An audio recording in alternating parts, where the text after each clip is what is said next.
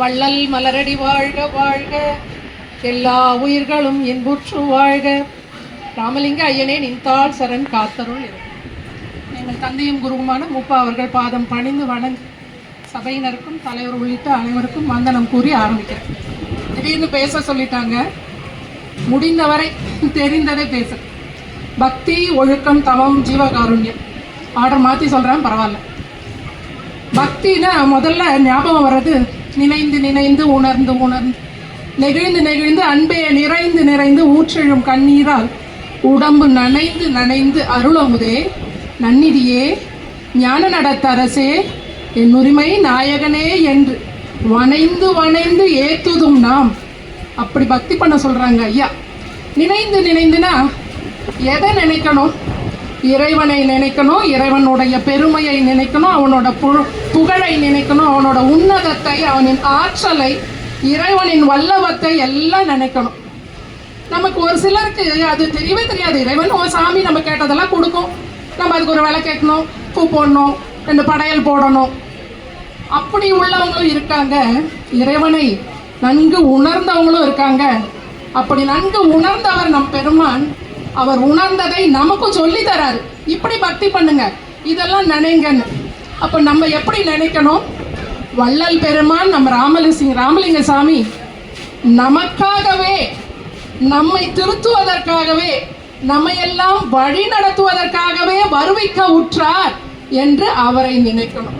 அவருடைய அந்த வருவிக்க உற்றது சொல்றார், அகத்தே கருத்து புறத்து வெளுத்திருந்த உலகர் அனைவரையும் ஜகத்தே திருத்தி சன்மார்க்க சங்கத்தை அடைவித்திட அவரும் இகத்தே பரத்தை பெற்றிட வருவிக்க உற்றேன் அருளை பெற்றேனேன்னு சொல்றாங்க. நமக்காக வந்திருக்கார், நம்மளையெல்லாம் திருத்த வந்திருக்கார். வேறு எந்த தெய்வமாவது அந்த மாதிரி சொல்றாங்களா? இவர் நான் உங்களுக்காக வந்தேன். அதுவும் இறைவன்கிட்ட என்ன வரம் வாங்கிட்டு வந்தார் தெரியுமா? உலகினில் உயிர்களுக்கு உறும் இடையூறெல்லாம் விலக நீ அடைந்து விலக்குக மகிழ்கன்னு இறைவன் பெருமானுக்கு அருள் கொடுத்து அனுப்பிச்சிருக்காராம். உலகினில் உயிர்கள் யாரு? நாம எல்லாரும் தான்.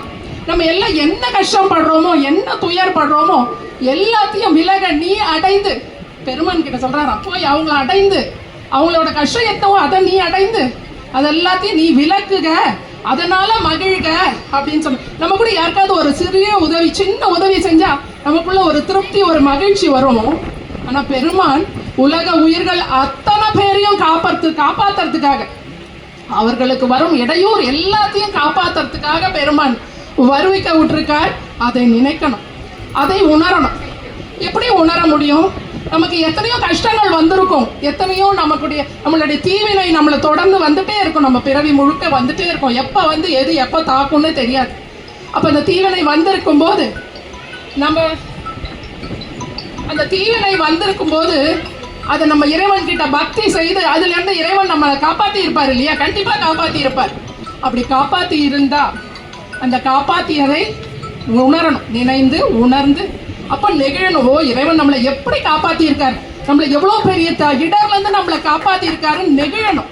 அப்படி நெகிழ்ந்தால், உண்மையாக நெகிழ்ந்தால், உணர்ந்து நெகிழ்ந்தால் கண்ணில் தண்ணி வரும், ஊற்றெழும் கண்ணீர், அதனால் உடம்பு நனையணுமா? அப்ப எவ்வளோ நினைக்கணும், எவ்வளோ உணரணும், எவ்வளோ நெகிழணும். சரி, இப்படியெல்லாம் நினைச்சு நெகிழ்ந்து பக்தி செய்யணும். அப்போ பக்தியில ஒரு ஒழுக்கம். நான் கொண்ட விரதம் நின் அடியலால் பிறர் தம்மை நாடாமை ஆகும். பக்தியில அந்த மாதிரி ஒரு ஒழுக்கத்துல இருக்கணுங்க. வேற எங்கேயும் போக கூடாது. இறைவன் ஒருத்தன் தான். அதுலயும் வள்ளலார் சன்மார்க்கத்துல வந்துட்டா வள்ளலார் மட்டும்தான் இறைவன் அப்படிங்கறதுல ஒரு விரதமா கொண்டு இறைவன் வள்ளலார் தான். நிறைய பேர் சொல்றாங்க வள்ளலாரை வணங்கக்கூடாது, என்னை வணங்கி கொண்டு இருக்கிறார்கள் அப்படின்னு பெருமான் சொன்னதை மட்டும் எடுத்துக்கிறாங்க. அருள்பாவை மொத்தமா படித்தா என்னை இறைவனாகவே வளர்த்து கொண்டு இருக்கிறான்னு பெருமான் பாடி இருக்காங்க. அந்த பாடல் எல்லாம் விட்டுடுறாங்க. அப்போ நான் கொண்ட விரதம் நின்னடியலால் பிறர் தம்மை நாடாமை ஆகும். அப்படி அந்த பக்தி செய்யும் போது நிறைய தடைகள் வரும். அந்த விரதத்தை கடைபிடிக்கும் போது ஒன்றும் இல்லை, ஒரு சாப்பாட்டு விரதம் வச்சுட்டு இருப்போம், இன்னைக்கு சாப்பிடக்கூடாது, ஒரு பொழுது இருக்கலாம். அப்பதான் ஏதாவது ஒரு பொருள் சமைப்பாங்க, வாசனை கமகமான்னு வரும், அப்பதான் பசி எடுக்கும், ஏதாவது வரும். அந்த ஒரு சின்ன விரதத்தையே நம்மளால அந்த விரதத்துல அந்த வைராக்கியத்தை வச்சுட்டு இருக்க முடியாது. அப்போ இறைவனை நான் கொண்ட விரதம் நின்னடியலால் வேற யார்கிட்டயும் போகக்கூடாது. அப்போ நமக்கு ஒரு கஷ்டம் வரும்போது நம்மளை கூப்பிடுவாங்க, ஏய் வா இந்த சாமியை கும்பிடு, இந்த சாமிக்கு சக்தி அதிகம், இந்த சாமி உன்னை காப்பாத்திடுவார். எனக்கு நடந்த நிகழ்வை சொல்றேன். கொஞ்சம் உடம்பு சரியில்லாமல் இருந்தப்போ என்னுடைய நட்பு வட்டம் வேற மதத்தை சார்ந்தவர்கள், நான் என் ப்ரேயரில் உன்னை வைக்கிறேன், நீ வா, நீயும் ட்ரஸ்ட் வச்சு நம்பிக்கை வச்சு அதை கும்பிடு, ப்ரேயர் பண்ணு, சரியாயிடும். நான் போகலை. நான் கொண்ட விரதம் வள்ளல் பெருமான் திருவடியை மட்டுமே நாடுவது. போலங்க. ஐயா பெயரை சொன்ன அப்பா சொல்லுவாங்க, ஐயோன்னு அழாத, அது யமனோட பொண்டாட்டி, ஐயா ஐயான்னு சொல்லு, ராமலிங்க அபயம் சொல்லு, ராமலிங்க அபயம் சொல்லுன்னு அப்பா சொல்லி கொடுத்தாங்க, மூப்பா அப்பா. அப்படி பெருமான் பேரை சொல்லி சொல்லி என்னுடைய வினைகள் கஷ்டத்துல இருந்து வெளியில வரும்போது அதை நினைஞ்சு, ஓ அன்னைக்கு காப்பாத்தினாரே, இன்னைக்கும் காப்பாத்துவார், இன்னைக்கும் நம்மளை கஷ்டப்படாம நம்மளை காப்பாத்துவார்னு அந்த மாதிரி நினைச்சு நான் கொண்ட விரதம். அப்ப என்னெல்லாம் வரும்? இந்த நல் விரதமாம் கனிய இன்மை எனும் ஒரு துட்ட நாய் வந்து கவ்வியந்தோ தான் கொண்டு தளராம என்னும் கைத்தடி கொண்டு அடிக்குமோ வலியில வலிமையே இல்லை நமக்கு. அந்த கஷ்டம் நம்மளை அவ்வளோ உக்கிரமா வந்து தாக்கும் போது என்ன பண்றதுன்னே தெரியாது. அந்த நல் விரதமாம் கனியை இன்மையனும் ஒரு துட்ட நாய் வந்து கவ்வியந்தோ தான் கொண்டு போவதில் என் செய்வேன், தளராம என்னும் ஒரு கைத்தடி கொண்டு அடிக்கவோ வலியிலேன் சிறியனேன் தன்முகம் பார்த்தருளுவாய்ன்னு அந்த இறைவன்கிட்டயே சொல்லணும். உன்னோட திருவடியை பிடிக்கிறேன், அதுக்கும் உன்னுடைய அருள் தான் வேணும், அதை கெட்டியா பிடிச்சுக்கணும். ஓர் துணைனின் பொன்னடி என்று உண்ணுகின்றேன், உன்னை என்று யார் துணையும் வேண்டேன் என் அன்புடைய ஐயாவேன்னு பெருமான இருக பிடிச்சுக்கணும். அப்போ இதெல்லாம் வேண்டிக்கிறோம் பெருமான். அப்போ பக்தியிலையும் பெருமானுடைய ஜீவகாருண்யம் இறைவன் கிட்ட எப்படி இருக்கு பாருங்க. எவ்வுயிர் திரளும் என் உயிர் எனவே எண்ணினல் இன்புற செய்யவும். இது பெருமானுக்கு மட்டும்தான் இல்லை, நம்மளாமும் நம்மை அடுத்தவர்கள் நம்மை நாடி வருகின்றவர்கள் நம்ம கிட்ட என்ன உதவி கேட்கிறாங்களோ, சின்ன சின்ன உதவி நம்மளால் இயன்றது, அவங்களுடைய மொத்த துக்கத்தையும் மொத்த கஷ்டத்தையும் நம்மளால நிவர்த்திக்க முடியலைன்னாலும் எவ்வுயிர் திரளும் என் உயிரெனவே எண்ணினல் இன்புற செய்யவும் அவ்வுயிர்களுக்கு வரும் இடையூற்றை அகற்றியே அச்சம் நீக்கிடவும் செவ்வையுற்று உனது திருப்பதம் பாடி சிவசிவ என்று கூத்தாடி ஒவ்வொரு களிப்பால் அழிவுறாதிங்கே ஓங்கவும் இச்சை காணெந்தாய். இது பெருமான் பாடினாரு. ஆனா அவருடைய இந்த பாடலை நம்ம எடுத்துட்டு நம்ம இத மாதிரி பக்தி செய்யணும், நம்ம இத மாதிரி கேட்கணும். என்னை யார் வந்து என்னை எடுத்தா சுகம் வாய்ந்துடல் வேண்டும்னு பெருமான் அப்படி பெருமான் கேட்டு அவ்வளோ அருளையும் அடைஞ்சு கடவுள் நிலையறிந்து அம்மயமாகி கடவுளாய விளங்குறார். அப்போ அவர் நம்மளை காப்பார் என்பதை நம்பி அவர்கிட்ட நம்ம நம்மளுடைய வேண்டுதல் எல்லாம் சொல்லலாம். இப்போ தவம் பத்தி அக்கா நிறைய பேசினாங்க.